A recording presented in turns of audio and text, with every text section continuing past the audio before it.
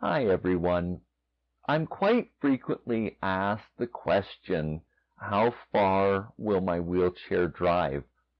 So I want to share the answer I give with you. This is either going to be helpful for those who are new to having a wheelchair, thinking about needing a power wheelchair and how your day-to-day life will work, or just those who are curious and wanting to know more. So driving a wheelchair is the same as a vehicle in terms of distance. What I mean is that vehicles are rated in city driving and highway driving. So city driving with the wheelchair is similar to driving around the house. It's about driving short distances and then needing to stop again. Going to the washroom, getting a meal ready, going to the TV, getting ready for bed. So the stop and start drains the batteries of the wheelchair more than driving a distance. And the reason why is the wheelchair has to regain the momentum to be moving. And it's that gaining the momentum to be moving that uses up more battery power and is why you're able to drive further in the equivalent of highway driving. So, what's the answer about all this? It's about planning your day. When my batteries are the weakest, I tend to do my activities outside of the house first, and then the driving around my home second. How far your wheelchair will be able to drive is like a slowly lowering graph. And the reason is the amount the batteries are recharged.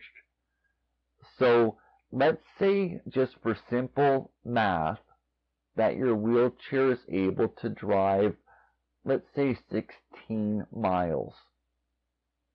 After it's been recharged for a few months, that may drop down to 13 miles.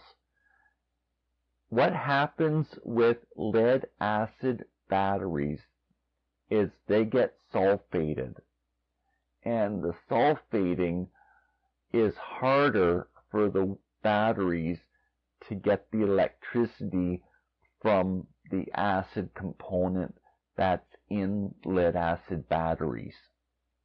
So where the wheelchairs at one point hit 100%, it'll then drop down to maybe 90% of the wheelchair's potential distance, and then 80%, and it will continue to erode as the wheelchair is recharged.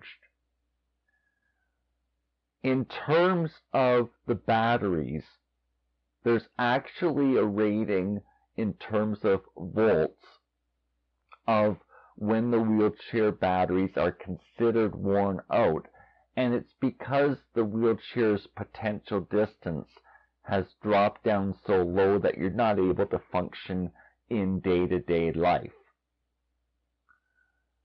The design of your wheelchair affects the distance the wheelchair is able to drive because more electricity will be stored in a bigger bay, whereas if your battery bay is smaller, it's not got the ability to hold as much battery power. The key deciding factor on this is the placement of the big wheels. The big wheels greatly impacts the physical space that is able to be designated for the batteries. My answer for how far I'm able to drive or my need of the wheelchair is about 16 kilometers or roughly 10 miles in one day. What that would allow me to do is have the battery power to go to physiotherapy in the evening, and then if I needed to, I could go buy some groceries or go buy a stamp during the daytime with still having enough battery power at night and to be able to get around my home. I can't answer for each and every model of battery how far it's going to drive.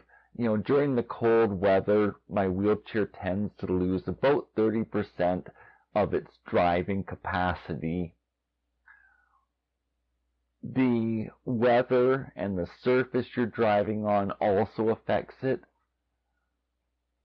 If you're someone that relies on a wheelchair, take a few weeks to learn your wheelchair, get used to it, and you'll get a sense of how far you're able to drive in practical terms.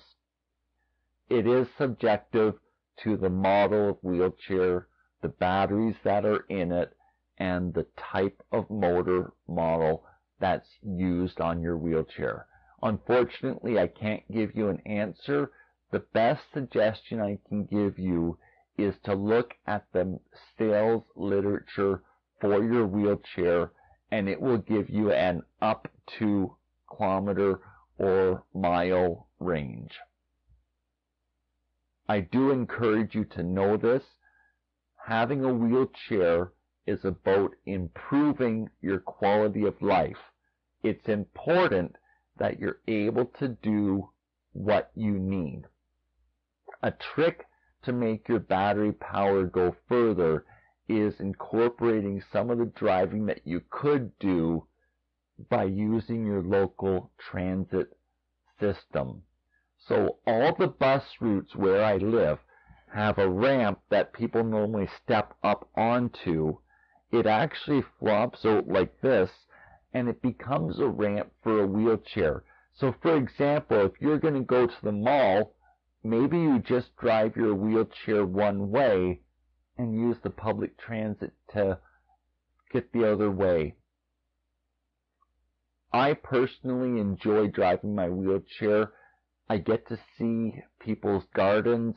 I get to say hi to people I'm driving by, and just generally, it's rewarding being able to do something with my life because of how much I'm not able to get done. You'll figure out the right balance for you, how pain affects you, how much energy you have for your activities of daily living, and what's left that can be spent on social time and the essentials of day-to-day life which happen outside your home. I hope this gets you thinking. It's the best answer I can give you and what I explain to people when they're talking to me about this particular topic. Thanks for the time that you spent with me today. Bye for now.